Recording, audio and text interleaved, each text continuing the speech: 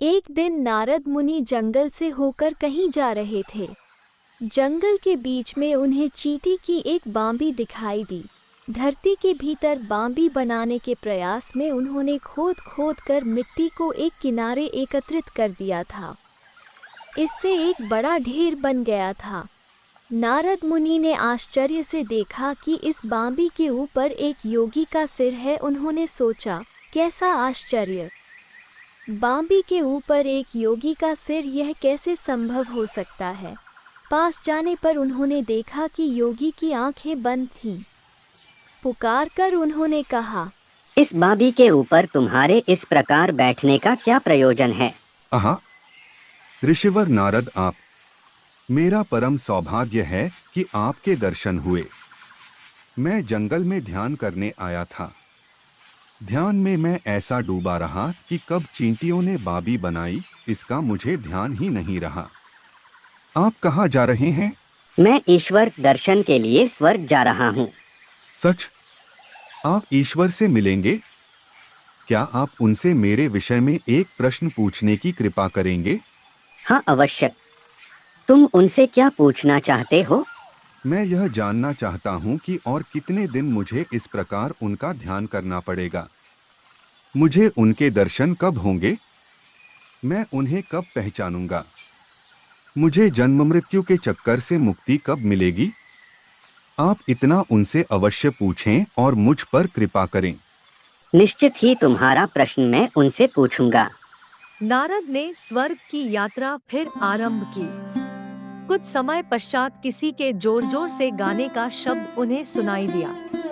उस दिशा में कुछ दूर जाने पर नारद ने देखा कि एक योगी गागा कर नाच रहा है। नारद को देखते ही वह योगी दौड़कर आ पहुंचा। हे नारद, आपसे मिलकर मुझे बहुत खुशी हुई। आप कहाँ जा रहे हैं? मैं स्वर्ग जा रहा हूँ। अच्छा, आप स्वर्ग जा रहे हैं। क्या आप मेरा एक काम कर देंगे?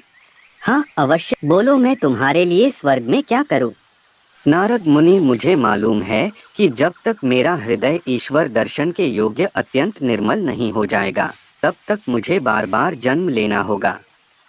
पर कृपया प्रभु से इतना पूछिएगा कि मुझे कितनी बार और जन्म लेना होगा।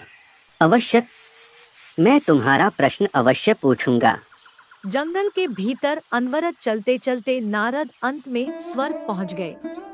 कुछ देर वहां निवास कर वे पुनः धरती पर वापस आए। धरती पर घूमते घूमते वे दोबारा एक दिन उसी जंगल में पहुंच गए जहां ध्यान करते हुए योगी से उनकी भेंट हुई थी। क्या आपने मेरे विषय में भगवान से पूछा था? हाँ। सच? क्या कहा उन्होंने? भगवान ने कहा है कि मुक्ति के पहले 4 जन्म तुम्हें और लेने होंगे। क्या 4 जन्म और लेने होंगे? कैसा भयानक है! मैंने कितना ध्यान किया, इतना अधिक कि चींटियों ने मेरे सिर पर बांबी भी बना ली। आप कहते हैं कि इतनी साधना पर्याप्त नहीं है, मुझे 4 बार और जन्म लेना होगा। मैं बहुत दुखी हूँ। तुम्हें केवल 4 बार ही और जन्म लेना है। इतना कहकर वे आगे बढ़ गए।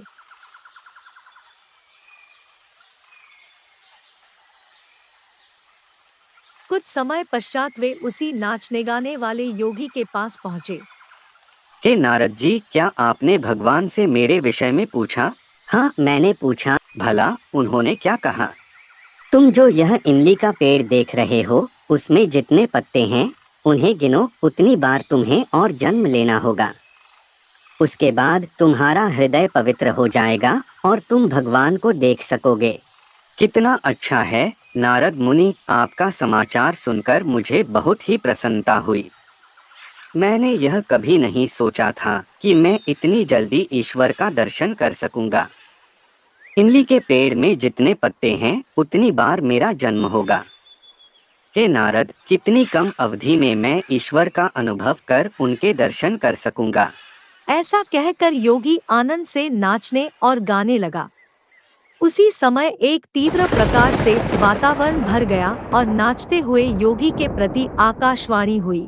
पुत्र, तुम इसी पल मुक्त हो गए।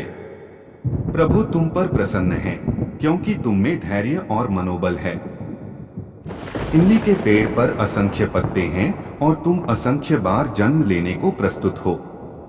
इसका तात्पर्य है कि तुम ईश्वर दर्शन और मुक्ति के लिए दृढ़ संकल्प हो। अतः भगवान ने तुम्हें इसी पल मुक्त कर दिया।